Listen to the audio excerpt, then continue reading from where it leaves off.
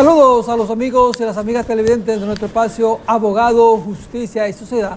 Como siempre tenemos un programa especial, un invitado especial que nos va a hablar de varios temas con relación a derecho, los principios generales de derecho. Hoy estaremos hablando de imparcialidad, de legalidad del proceso, de igualdad ante la ley, la autoincriminación y una serie de tópicos que encajan en lo que es el principio general de derecho, que van a estar esta definición al alcance de todos ustedes. Ya estamos en el mes de diciembre, primera semana, ya se perciben lo que son los aspectos navideños, la alegría, la música, la golosina, todo lo que caracteriza a una Navidad y la alegría para todos ustedes. Bien, nos acompaña hoy un coproductor de nuestro programa, el magistrado Manuel Cueva, quien nos va a tratar tópicos importantes con respecto a lo que es los principios generales del derecho, y en el cual nos va a definir algunos temas. Una persona con mucha experiencia, profesor universitario, ya fue ascendido como a la Corte de Apelación de aquí, de esta ciudad de Santiago, y que tiene mucha experiencia en todo estos asuntos, y para nosotros constituye una alegría tenerlo aquí, que es aliado del programa. Siempre inicia con la palabra divina. Vamos a darle la bienvenida. Gracias, y saludar. Monsieur, gracias, Monsieur. Sí. Y gracias a todos ustedes. ¿Qué más que pedir al Señor que la bendición desde lo alto? Y el Evangelio, la lectura que nos corresponde en el día de hoy, está tomada de la lectura del Santo Evangelio según San Mateo. En aquel tiempo, 2 ciegos seguían a Jesús gritando: «Ten compasión de nosotros, hijo de David». Al llegar a la casa se le acercaron los ciegos y Jesús les dijo: «¿Creéis que puedo hacerlo?». Contestaron: «Sí, Señor». Entonces les tocó los ojos, diciendo: «Que os suceda conforme a vuestra fe». Y se le abrieron los ojos. Jesús les ordenó severamente: «Cuidado con que lo sepa alguien». Pero ellos, al salir, hablaron de él por toda la comarca. Esto es palabra de Dios. Te alabamos, Señor Jesús. Amén. Amén. Pero mire, vamos a comentar brevemente acerca del Evangelio. Esos 2 ciegos, por su fe, fueron sanados. Pero ¿qué pasa? Que el Señor le dice que no se lo comente a nadie. Pero a veces es tan difícil, porque yo me imagino la alegría tan grande que esos 2 ciegos tuvieron al momento de ver la luz. O sea, que nunca en su vida habían visto la luz, y ese día, por la fe que tuvieron, por la creencia en nuestro Señor Jesús, vieron ese día. A veces lo que el Señor pide no se cumple, a veces, y yo entiendo, por las emociones. Le dice: no se lo digan a nadie. Pero no, lo primero que ellos hicieron fue la primera persona a decírselo. Pero eso es como de la alegría, ¿verdad? Se le escapó. No, claro que sí. Muy importante por eso. Así es, son lecciones que le da la Biblia y la palabra sagrada a la humanidad. Bueno, magistrado Cueva, entrando entonces en detalle, dijimos que vamos a hablar del principio general de derecho. Sí. Siempre en toda esta maraña existen algunos aspectos muy importantes que hay que resaltar. Primeramente, hablar sobre la imparcialidad y la independencia, que se habla mucho con la independencia, que sé yo qué, que otra cosa, que nadie es independiente. Entonces es un tema muy acuñado en el derecho en sentido general. Con relación a la imparcialidad y la independencia, ¿qué usted nos tiene que decir sobre eso? Mire, los principios generales del Código Procesal Penal están estipulados a partir del primer artículo hasta el 28. Y precisamente nos habla en su artículo 5 acerca de lo que es la imparcialidad y la independencia. ¿Qué significa esto? Que los jueces solamente están vinculados a la ley. Y hay dos palabras claves que definen a un juez o jueza, ¿verdad? Sí. Y es la imparcialidad e independencia. Esas 2 palabras tiene todo órgano juzgador que llevarla como la trompa del elefante, siempre adelante, porque son las dos palabras que lo definen. ¿Qué significa imparcialidad?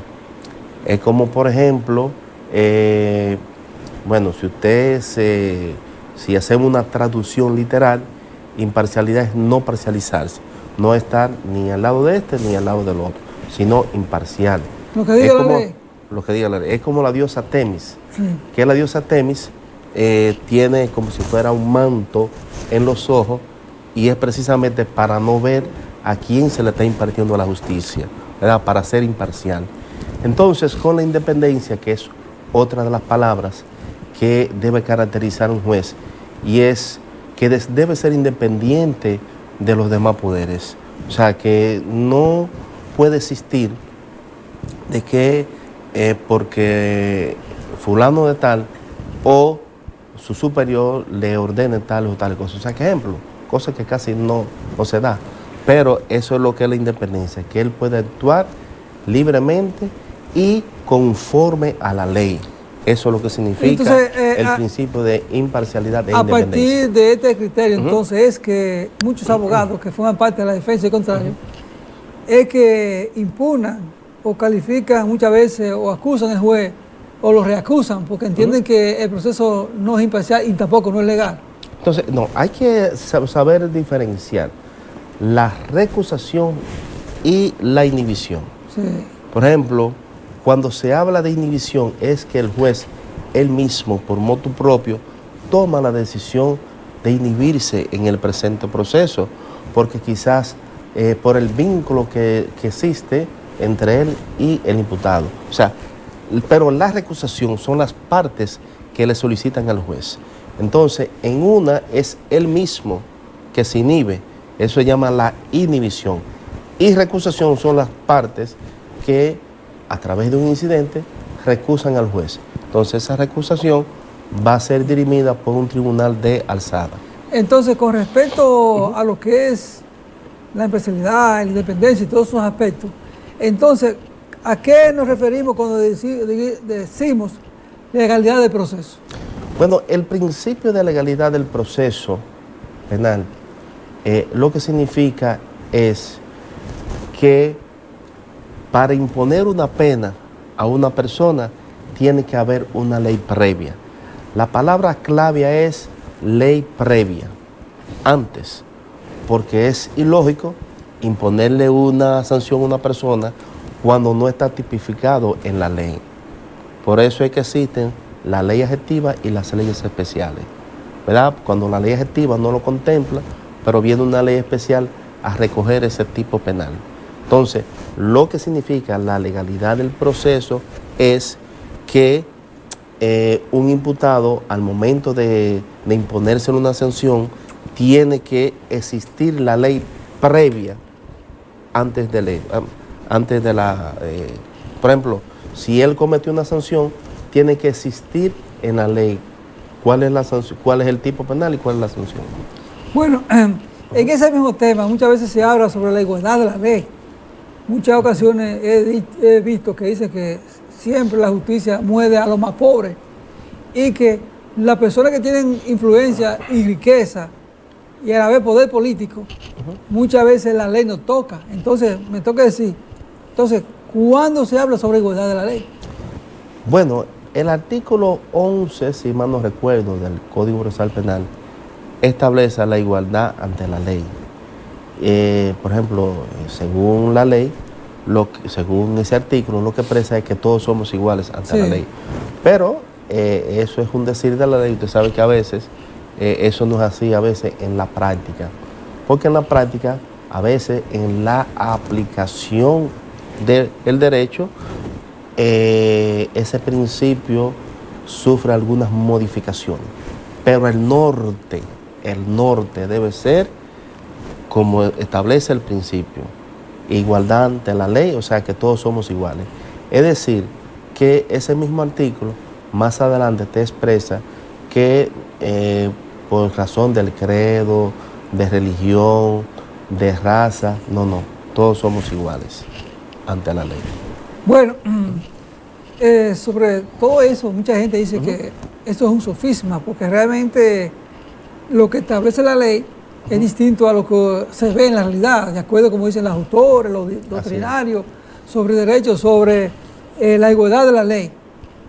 Pero hay otra vez también que me gustaría conocer, que es con relación a la autoincriminación, que muchas veces muchas personas reciben presiones y se hacen culpables de un hecho que no cometieron. Y que en otra ocasión, esa misma persona que quizá fue condenado, luego encuentra la mejor oportunidad y el momento adecuado para decir que no, que fue que lo presionaron, que él no cometió tal cosa. Entonces, se habla sobre la autoincriminación en este caso. ¿Qué usted nos tiene que decir? Bueno, el artículo 13, si mal no recuerdo, del Código Procesal Penal, establece la no autoincriminación. Significa que el imputado tiene derecho a declarar y a no declarar, y por ende a guardar el silencio. Por ejemplo, está vedado, tanto en la fase investigativa como en toda la fase, darle golpe al imputado para constreñirlo, para que declare lo que es la verdad. No, eso lo que puede hacer es acarrear en una nulidad del proceso penal, porque las torturas está vedado en este Código Procesal Penal y también en los tratados internacionales. Entonces, ese artículo 13 lo que establece es que él tiene derecho a declarar o no declarar y a guardar el silencio. Si él guarda silencio, eso no equivale a culpabilidad. Por ejemplo, si estamos en los tribunales litigando un proceso penal, hay un imputado, el juez o la jueza que le toque, o el juez presidente, tiene que advertir al imputado, usted tiene un derecho constitucional de declarar o no. Si usted guarda silencio, eso no equivale a culpabilidad. Tiene que decirlo antes de, porque es un derecho constitucional que tiene el imputado. Entonces, si el imputado habla, si el imputado desea declarar, ahí entonces tiene que contar en acta que el imputado, su voluntad es de declarar. En caso contrario de que él decida no declarar, el juez no lo puede obligar. Entonces, es un derecho, que él tiene de no autoincriminarse. Magistrado, se han dado muchos casos, tanto en la República Dominicana como a nivel internacional, que personas se autoincriminan de un hecho, no siendo ellos. Exacto. Y muchas veces lo condenan a una pena como establece la ley. Luego de transcurrir el tiempo, ellos dicen, no fui yo que cometí el hecho, a mí me obligaron para salvar a cierta persona y para no causar daño a otros. Yo me hice responsable de todo eso. Si esa persona que se autoincriminó y que luego se negó y que se comprueba que no fue él, estando en prisión, entonces se ordenará un nuevo juicio contra la demás persona, él seguirá preso, o qué procede en ese caso. Bueno, sí. Él mandó fue una capicúa, Messier. Vamos a desarrollar eso, Messier. Mire, ahí puede darse varias vertientes. Sí. La primera vertiente es que hay jurisprudencia, yo la tengo, ahora no recuerdo el número, que establecen que con la sola declaración del imputado, el juez no puede imponer una pena. O sea, tiene que haber la declaración del imputado y algún elemento que corrobore que él ha cometido ese ilícito penal, alguna prueba. Sí. Pero per se, con la sola declaración, no le pueden imponer una pena. Ahora, tiene que ser, esa es la palabra clave, tiene que ser corroborado con otras pruebas. Ahí sí, que lo vincula al imputado. ¿Por qué digo esto? Yo siempre le explico a los muchachos en las aulas que el derecho penal hay que probarlo más allá de toda duda razonable. Yo le digo, bueno, es un sentido metafórico porque lo que expresa es que no haya ningún tipo de dudas, porque cualquier duda le va a favorecer al reo. Entonces, esa vertiente hay que verla. También hay que plantearse otra hipótesis. Póngase usted que el imputado haya declarado y que haya algún elemento de prueba que lo vincule a él. Muchas veces puede ser una táctica de defensa, ¿verdad? Que diga, bueno, déjeme coger este argumento para yo defenderme en la corte, ¿verdad? Puede ser también. Entonces, es un abanico de hipótesis y de posibilidades, ¿sabes?, que se dan, que hay que estudiarlas por separado. En ese sentido, cada caso tiene su particularidad y su complejidad. Muchas veces hay imputados que son fabuladores. Sí. Claro. Entonces hay imputados que muchas veces están hablando contigo y la mentira la convierte en una verdad. Pero ¿qué pasa? Las pruebas no fallan. Por eso es que la criminalística va siempre unida a lo que es una de las ramas que va unida a lo que es el derecho penal, al derecho sancionador, porque la criminalística nos va a ayudar a buscar las pruebas, a buscar las evidencias, cómo vincular a ese imputado.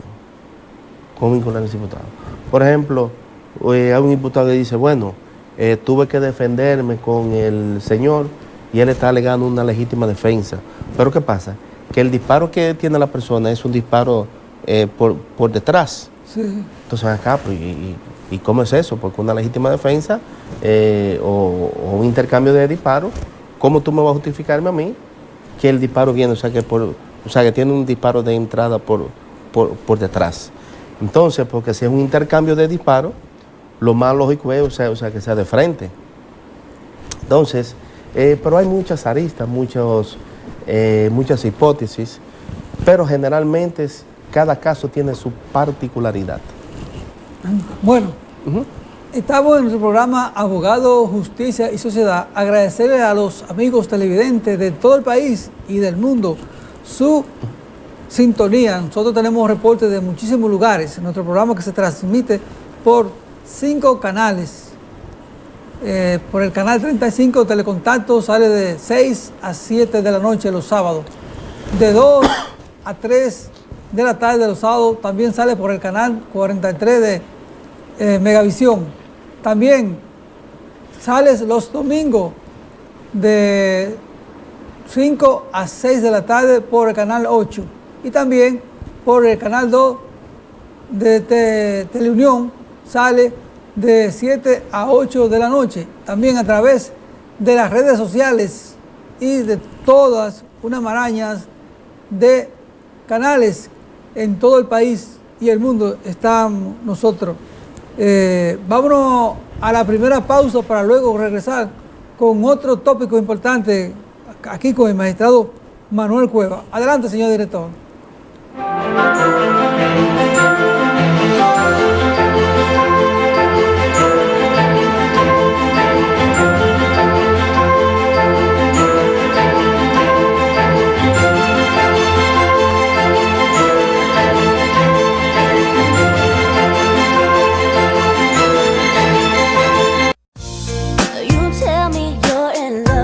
Este sábado, Costillita Chemil es tu lugar para saborear y degustar una deliciosa costilla. Ven a saborear la mejor costillita este sábado.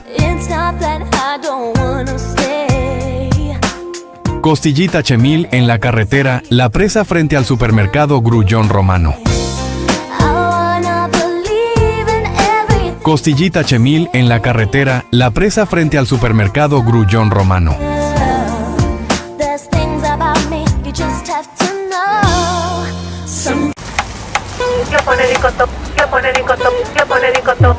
Baldón, mi reina sabrosa, yo te quiero, tú me llenas. De día, de noche, tú siempre estás buena. Baldón, la reina del sabor. Cuando me ataque el hambre, tú eres la mejor. Baldón, la reina del sabor. Esa es mi mayonesa y lo pone ricotón. Mi reina cremosa, yo te quiero, tú me llenas. Tú me vuelves loco, tú siempre estás buena. Baldón, la reina del sabor. Cuando me ataque el hambre, lo pone ricotón. Mayonesa Baldón. Sí, la reina del sabor. Mayonesa Baldón. Mayonesa Baldón, la reina del sabor. MB y Reyes, asesores de seguros. Nelson Reyes y Yomara Barrero Profesionales altamente capacitados para orientarte en la obtención de tu seguro. Servicios que ofrecemos: seguros de salud local e internacional, seguros de personas, seguros de automóviles, seguros de propiedades, seguros técnicos, transportes diversos, finanzas. Comunícate con nosotros a través de Facebook, Asesores de Seguros MB y Reyes. En Instagram, Asesores MB y Reyes. En WhatsApp, 829-851-0638. Y tenemos nuestros correos electrónicos: mbasesoresdeseguros1@gmail.com y segurosnelsonreyes@hotmail.com. Filtros Robeida, la garantía de su salud.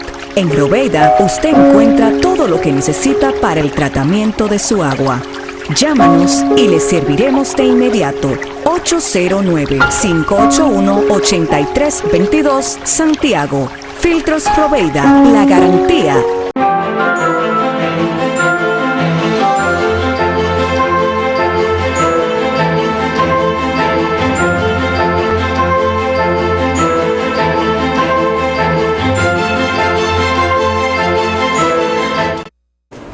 Gracias a los amigos y las amigas televidentes por su fiel sintonía que mantienen en nuestro espacio Abogado, Justicia y Sociedad a través de la magia de la televisión en sus hogares. Estamos presentando al magistrado Manuel Cueva. Estamos hablando sobre los principios generales de derecho. Ya hemos tratado en la primera parte algunos tópicos principales esenciales que encajan en este aspecto. Magistrado, una pregunta muy importante. Sobre el derecho de defensa que tienen las personas. Muchas veces un individuo no tiene dinero para su defensa y tiene que ponerle un defensor público. Y que mucha gente dice, no, ese individuo, por el hecho que cometió violación, no se requiere que lo defienda, que se defienda solo, porque ha cometido un agravio tan grande a la sociedad que ha dejado a la gente estupefactos y la gente cree que el abogado que defiende a una persona de esa naturaleza está faltando al respeto y al hecho de legalidad, porque todo el mundo tiene derecho, imagino yo, a la defensa. ¿Cuál es su opinión con respecto al caso? Mire, muy buena pregunta, Messier. Sí. Bueno, Messier, usted no es demasiado puntero. No, pero, Messier, hay algo que le llaman el populismo penal y la aplicación de las reglas del derecho. Es cierto lo que usted dice y vamos a desarrollar ese aspecto. Muchas veces hay personas que dicen, caramba, pero ese imputado cometió esos hechos tan atroz que no merece que nadie le defienda. Pues entonces van a igualar al abogado con el imputado, que ni siquiera merece ser defendido ante los tribunales. Eso es en la calle. Pero hay una cuestión que es de ley, que no podemos divorciarnos de esa situación. Y es que el artículo, si mal no recuerdo, el 19, establece lo que es el derecho de defensa. No importa que el imputado haya cometido un hecho de lesa humanidad, de genocidio, de cualquier tipo penal, no importa el tipo penal, tiene el derecho de ser asistido por un abogado. Y si el juez o los jueces conocen una audiencia sin la presencia del abogado del imputado, esa sentencia acarrea nulidad inmediatamente. ¿Por qué? Porque él no está técnicamente defendido por una persona como manda la ley. Entonces, en definitiva, el imputado, no importa el hecho que él haya cometido, no importa, tiene el derecho irrenunciable de ser asistido por un abogado. Muchas veces a uno lo critican por la situación de que a veces uno es muy garantista con los derechos. Pero es que yo le voy a decir una cosa, Para eso que nosotros somos técnicos del derecho. Y no le luce, por ejemplo, a una persona que, por ejemplo, en el caso mío, que imparto docencia, tanto en derecho como en idiomas, ver ciertas cosas y que usted no ponga los correctivos del lugar. Los correctivos del lugar. Hay muchas cosas que mucha gente se llevan por el populismo. Que él es un delincuente. Sí, ¿por qué? Porque si es un delincuente y ya esa persona está a su merced, usted no le puede dar golpe, ni lo puede arrodillar, ni usted meterle una funda. No, es que eso no se puede. Entonces uno como Ministerio Público no puede permitir esas violaciones de derechos humanos, violaciones de derechos fundamentales. Y eso no es que usted está contribuyendo a lo que es la delincuencia, jamás en la vida. Lo que pasa es que se van por la tangente. Eso es lo que pasa. Porque es que la ley es muy clara. Si una persona está a su merced, si una persona no representa ningún tipo de peligro, ¿por qué tú lo golpeas? ¿Por qué tú tienes que humillarlo? ¿Por qué tú tienes que arrodillarlo y usted meterle una funda? ¿Por qué? Entonces, el derecho de defensa viene precisamente y es que el imputado tiene el derecho irrenunciable de ser asistido por un abogado. Pero eso se va más allá. Si un imputado no conoce o no maneja el idioma español, el Estado, en virtud de ese artículo, tiene que proporcionarle un intérprete judicial. ¿Un intérprete judicial para qué? Para que él pueda entender de qué se le está acusando. Porque si él no entiende el idioma español y hay una sentencia, puede acarrear también en una apelación, porque él no entendió de qué se le está acusando. Entonces, ese artículo también establece que la persona, que el imputado, que no domine el idioma español, tiene derecho a que el Estado le nombre un intérprete judicial. Muy importante eso. En múltiples ocasiones también, cuando los individuos o las individuas incurren en la violación de la ley, correcto, muchas veces de forma anticipada, cuando se le va a quitar el proceso, comienzan las especulaciones. Ese individuo le tocan 20 años, ese individuo le tocan 15. Tiene que tener un buen abogado para que no salga de una vez. Y comienzan una serie de especulaciones con relación a la formulación precisa de los cargos. Y muchas veces el Ministerio Público, de acuerdo a la investigación, formula los cargos. Formulan los cargos y que algunas veces personas dicen que son menos, otros dicen que son más, que debería pesar la pena máxima. Por ejemplo, en el caso de Yesé, que ya los cargos se le formularon a los imputados. Ha salido mucha gente a decir que no le va a pasar nada, que ahí no están todos los cargos específicos.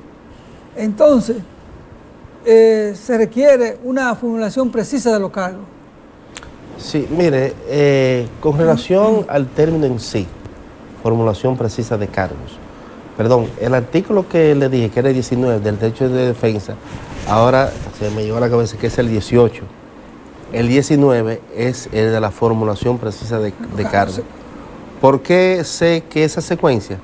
Porque en el libro mío, cuando yo lo escribí el derecho de indemnización y plasmé una sentencia de Santo Domingo. Entonces, por eso ya yo sé que el derecho de defensa es el 18, la formulación precisa de cargo es el 19 y el derecho a indemnizar es el 20. Perdón. Con relación a la pregunta de la formulación precisa de cargo, sí. Mire, esto es muy importante conocerlo. ¿Por qué? Porque en la acusación que presenta el Ministerio Público, tiene que decir que con esta prueba, ¿qué usted pretende probar? Sí, lo lógico. Claro. ¿Por qué? Porque si yo nada más digo, con el testimonio de fulano de tal, solamente dejo el testimonio de fulano de tal, y no voy a indicar qué yo pretendo probar con ese testimonio, usted puede tener la seguridad que va a haber problemas en cuanto al juicio de fondo. ¿Por qué? Porque no hubo una precisión de cargo, de decir qué se pretende probar con esa persona. Yo recuerdo, yo estaba una vez en un litigio y parece que tantas cosas, a veces hay cosas que se obvian, que se olvidan, qué sé yo, a veces, o que se pasan. Y recuerdo que en una de las pruebas no decía qué se pretendía probar. La defensa, al ver esa falencia, no, incidenta de una vez diciendo la exclusión de esa prueba mediante un incidente en virtud del artículo 19 del Código Procesal Penal, que establece la precisión de cargo, que no se estableció qué se pretende probar con esa prueba.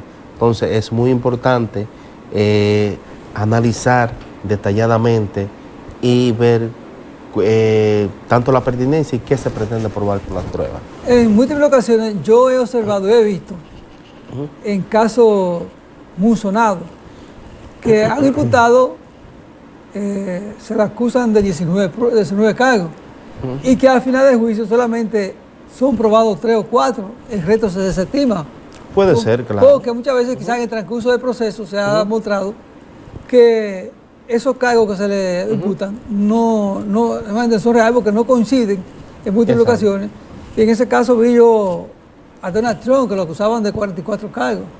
No. Y al final vinieron ganando como con 7 o 8.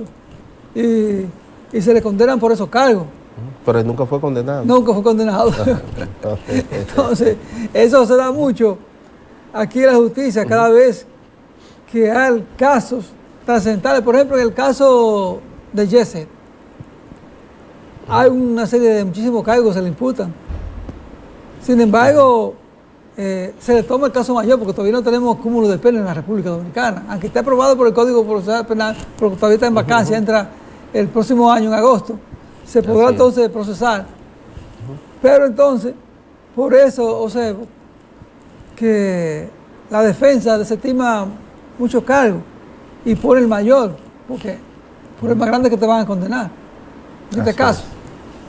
Entonces, con respecto, muchas veces, cuando una persona lo han condenado, por ejemplo, un caso reciente, Afe Cerulle, que es un piloto, que está casada con una comunicadora, lo acusaron de haber matado a un niño, cumplió 1 año de cárcel, lo condenaron a 30 años, resulta que no fue él, y salió de la cárcel y lo indemnizaron con 100 millones de pesos.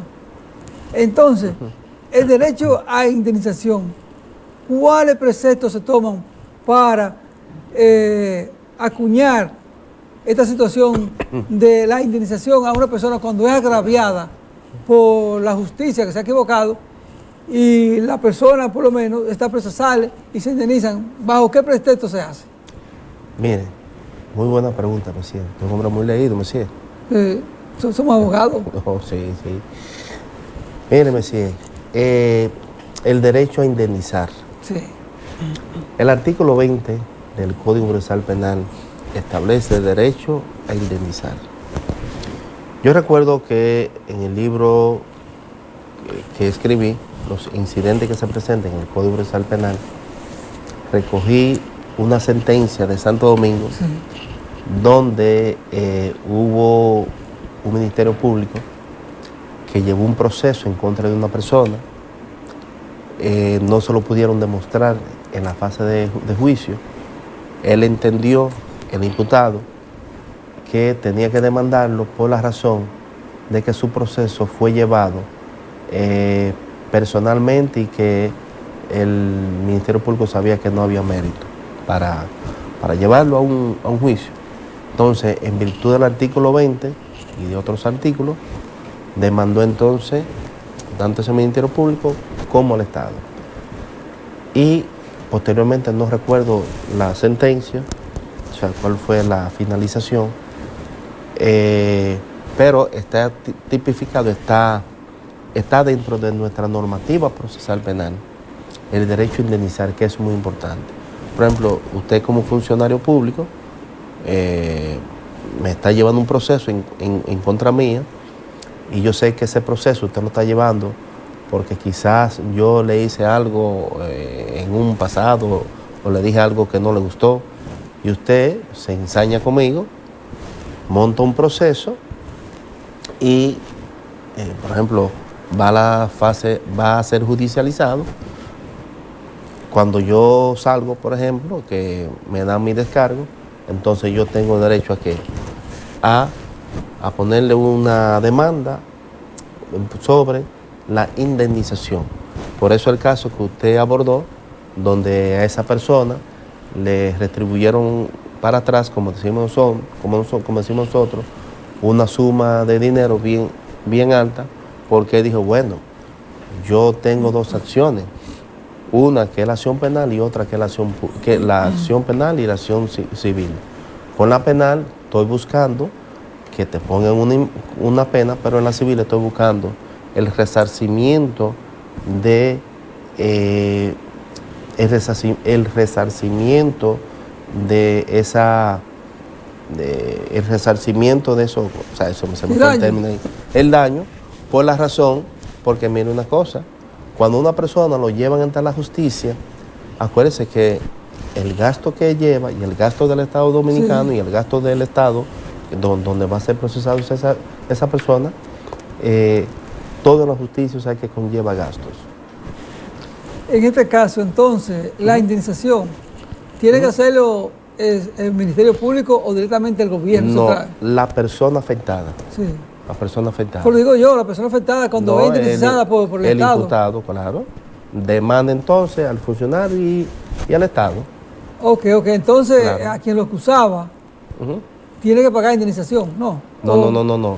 A quien lo acusa, cuando el juez en su sentencia le dan un descargo por insuficiencia probatoria, le dice, bueno, tú me llevaste este proceso y legalmente yo tengo entonces el derecho de yo ser indemnizado. Y demanda entonces a la persona que judicializó ese proceso y demanda también al Estado. Bueno, en otro aspecto, muchas veces cuando terminan los juicios o los procesos, que hay una sentencia, hay gente que no está conforme, otros están conformes, pero siempre van a recurrir a todo esto. Y se habla de derecho de recurrir. Cuando una persona es agraviada o es perjudicada, entiende que tiene derecho a ir a otra instancia. Queremos saber a qué se acoge el derecho a recurrir. Mire, toda persona que se crea perjudicada por una sentencia o una decisión del juez o de los jueces, tiene derecho a recurrir esa decisión. Desde luego, en su tiempo hábil, en el tiempo hábil. Porque, por ejemplo, si una de las partes del proceso penal no está de acuerdo con la decisión emanada por el juez de primera instancia o los jueces de primera instancia, tiene derecho a ¿qué? Derecho a recurrir en apelación a un tribunal de alzada para que le revise su caso. Entonces el caso empieza desde cero y para culminar entonces con una sentencia. Entonces, siempre y cuando, ahora, si no le perjudica la sentencia, usted no va a recurrir. No. Todo está en verdad. Siempre que perjudica. Claro. O de que muchas veces yo he visto que ha recurrido una sentencia cuando cree que merece algo y le han dado otra cosa, entonces también recurre. Así es. Sí. Y algunas veces lo he visto que hay sentencias extra petit también. Así, con relación a la sentencia extra petit, el código también le da una facultad al Ministerio Público, aunque casi eso no se aplica mucho. Usted casi no ve esa aplicación porque, bueno, por la cultura y que todavía como que no nos hemos adaptado al 100%, 1000 por 1000 con lo que son las leyes. Por ejemplo, le da una facultad al Ministerio Público de recurrir una sentencia a favor del imputado. Yo recuerdo una vez que yo fui a una conferencia en Salcedo y recuerdo que me hicieron esa pregunta a mí como conferencista, y porque en Salcedo se dio un caso de que hubo un proceso que se judicializó cuando todas las partes le solicitaron al juez de atención permanente, que en ese caso viene siendo como el juez de atención permanente, le solicitaron una garantía económica. El juez lo que hace es que le impone al imputado una prisión preventiva, o sea que él falló más allá de lo debido, sí, porque todas las partes del proceso le solicitaron que una garantía económica, inclusive hasta el Ministerio Público. Al haber que él falló extra petit, más allá de lo debido, el Ministerio Público apeló esa decisión a favor del imputado, pero estamos hablando de muchos años atrás, pero esas son cosas que generalmente no se da en la cotidianidad. Pero el Código Procesal Penal, en su artículo, si mal no recuerdo, el 395 o 396, establece que el Ministerio Público puede recurrir una decisión a favor del imputado, o sea, le da esa facultad. Bueno, estamos aquí en nuestro espacio Abogado, Justicia y Sociedad. Estamos conversando con el magistrado Manuel Cueva sobre los principios generales de derecho. Ya hemos abordado tópicos importantes y esenciales con respecto a este caso. Vámonos a la siguiente pausa para luego regresar con otro tópico también de interés con relación al tema de los principios generales de derecho. Adelante, señor director.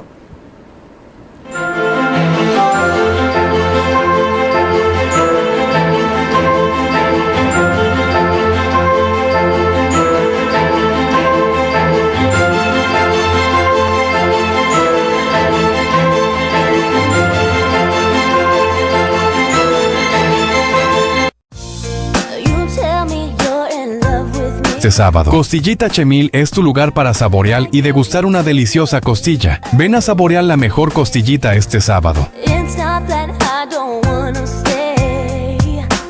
Costillita Chemil en la carretera La Presa frente al supermercado Grullón Romano.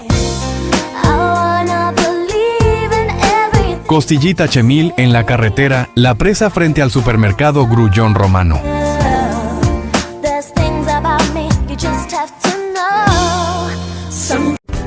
MB y Reyes, asesores de seguros. Nelson Reyes y Yomara Barrero, profesionales altamente capacitados para orientarte en la obtención de tu seguro.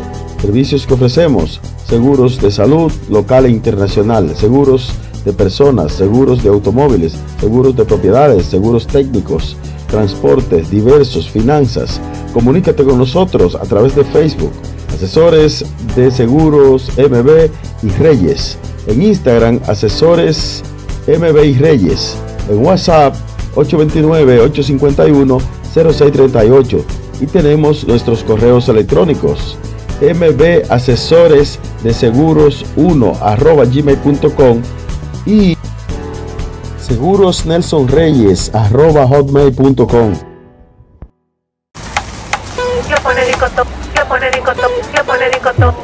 Baldón, mi reina sabrosa, yo te quiero, tú me llenas. De día, de noche, tú siempre estás buena. Baldón, la reina del sabor. Cuando me ataque el hambre, tú eres la mejor. Baldón, la reina del sabor. Esa es mi mayonesa y lo pone ricotón. Mi reina cremosa, yo te quiero, tú me llenas. Tú me vuelves loco, tú siempre estás buena. Baldón, la reina del sabor. Cuando me ataque el hambre, lo pone ricotón. Mayonesa Baldón. Sí, la reina del sabor. Mayonesa Baldón. Mayonesa Baldón, la reina del sabor. Filtros Robeida, la garantía de su salud. En Robeida usted encuentra todo lo que necesita para el tratamiento de su agua. Llámanos y le serviremos de inmediato. 809-581-8322 Santiago. Filtros Robeida, la garantía.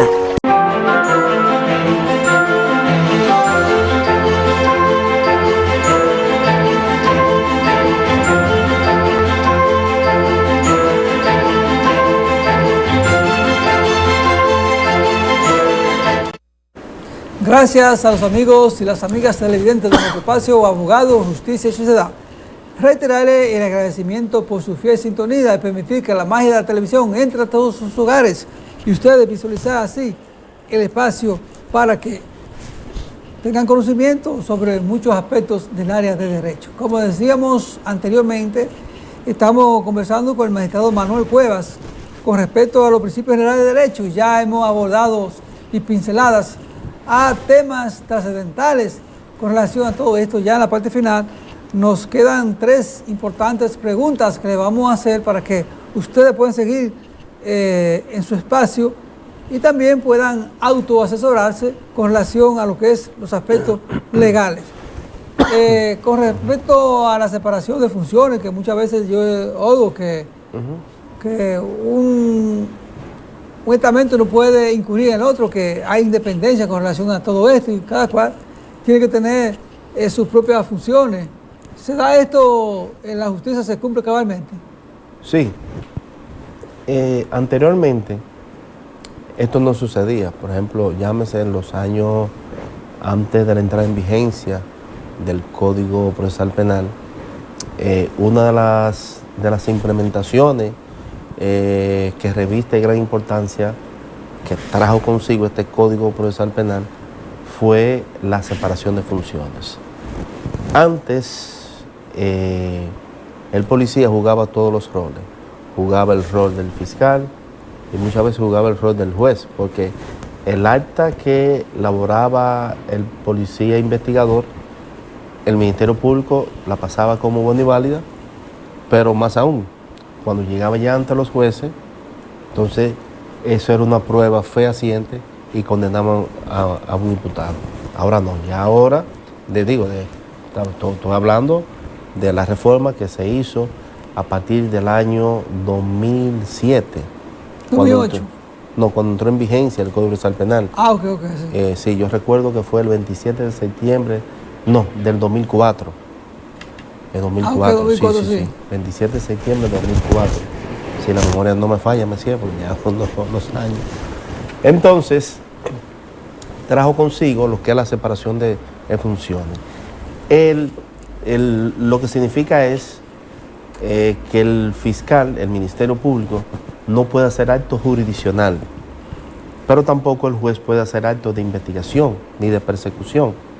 ¿Por qué? Porque esa fase se le está vedado al juez, hacer acto de investigación. Acuérdense que cuando el juez, el que dictaba la providencia calificativa, sí, era el juez que investigaba los crímenes y delitos.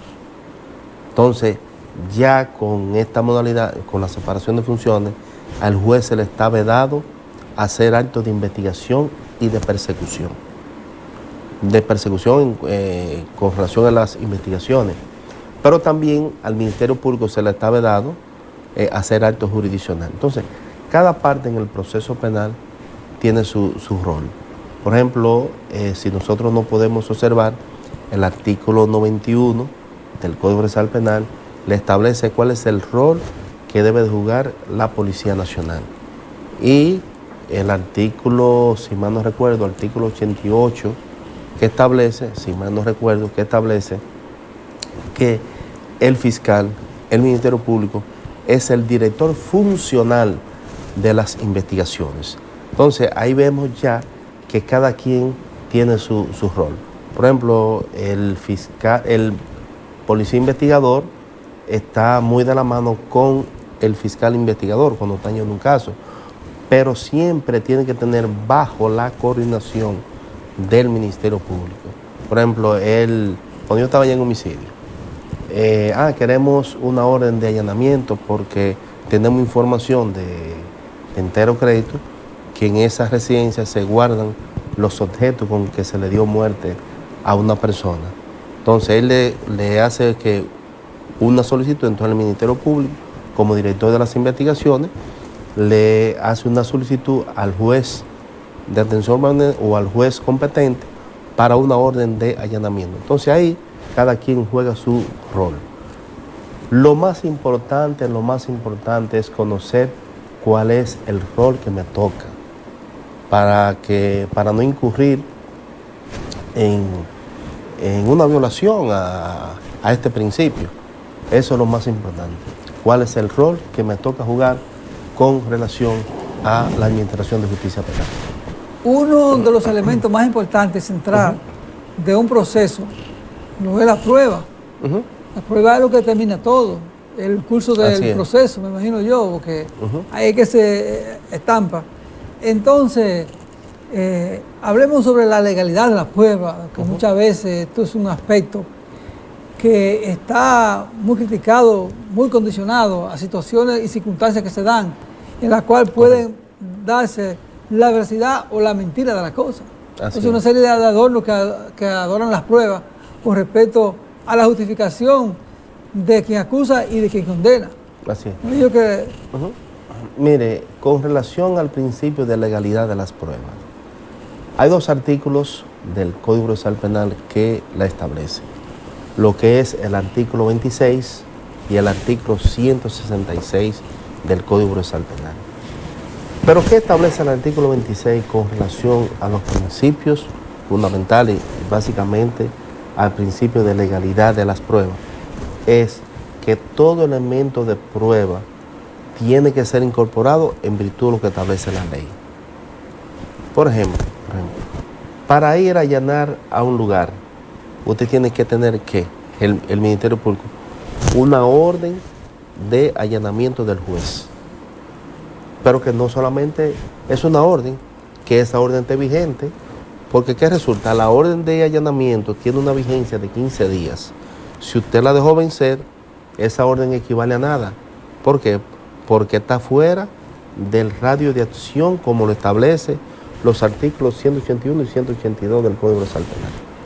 Entonces, ese principio de legalidad lo que establece es que cada vez que tú vas a hacer unas actuaciones, tiene que estar bajo el imperio de la ley, para con el voto de la ley. Para hacer un allanamiento se requiere una hora específica. Una orden de allanamiento, claro, tiene que ser específica. Una hora específica para eso. Sí, claro, el juez tiene que decir de qué hora a qué hora. Hay órdenes que, por ejemplo, dice que es de 24 horas, que puede ser ejecutada tanto en el día como en la noche. Pero eso tiene que especificarlo el juez. Yo veo algunas veces que hacen allanamiento a las 3 de la mañana. No, pero con una orden del juez, claro. Ese tiene que ser el norte. A veces hay su escapada, pero lo correcto es usted andar como manda la ley. Entonces, cuando se ejecuta una orden fuera del tiempo límite, entonces hablamos de derecho de la víctima en causa de ejecutarlo. Cuando una orden que está fuera de tiempo y se le va a ejecutar, entonces la víctima quiere un derecho que puede ejecutarlo ahí o puede... No, son 2 cosas diferentes. Por ejemplo, el derecho que tiene la víctima en el proceso penal y la legalidad de las pruebas. Entonces, con relación al derecho que tiene la víctima, el artículo, si mal no recuerdo, 26, algo así, establece el derecho de la víctima, que la víctima debe ser informada de todo lo que pase en el proceso penal. Así también lo establece el artículo 83 del Código Procesal Penal, que la víctima tiene que ser informada de todo lo acontecido. Entonces, para la víctima tiene 3 facultades. La víctima puede ser víctima, querellante y testigo. Por ejemplo, hay víctimas que son víctima y testigo a la vez. En los juicios penales, cuando se le cita a una persona, tiene que ser en qué calidad. A veces hay personas que tienen la doble calidad de víctima y calidad de testigo. Ahora bien. Cuando en un proceso, mire lo bonito que es el derecho cuando se estudia. Cuando en un proceso penal, la víctima y testigo a la vez, se le ha convocado por vía un acto de alguacil, se le ha convocado a la audiencia, pero en calidad de víctima. Pero ¿qué pasa? Que él no está convocado en calidad de testigo. Hay un aplazamiento. ¿Por qué? Porque en virtud de lo que él es testigo, se le puede ordenar que se le reitere la citación. Ahora, si en calidad de testigo él está citado como manda la ley y no comparece, entonces cualquiera de las partes que tenga interés puede invocar lo que es el artículo 328 del Código Procesal Penal para que sea conducido en calidad de testigo, pero no en calidad de víctima. Ajá, es importante. Tiene que saber esas dos diferencias. Conducido en calidad de testigo, no en calidad de víctima, porque la víctima no se conduce. El testigo sí. Bueno, magistrado, hemos llegado a la parte final de nuestro espacio Abogado, Justicia y Sociedad, agradeciéndole su fina participación y el haber atendido el llamado de estar aquí con nosotros. Agradece mucho y esperemos que en una próxima entrevista esté de nuevo aquí contestando muchos tópicos esenciales, ya que usted tiene mucho conocimiento debido a sus labores docentes y su labor de trabajo en el Ministerio Público y la Justicia, en la cual le da el haber de estar aquí y contestar toda esta maraña de preguntas que llegan a todos ustedes y así se pueden autoasesorar. Pues, puedo decirle que... Sí, a la próxima. A la próxima. Okay. A la próxima. Y Gracias, deseándole señor. feliz resto de semana a todos los amigos televidentes y a todos en general.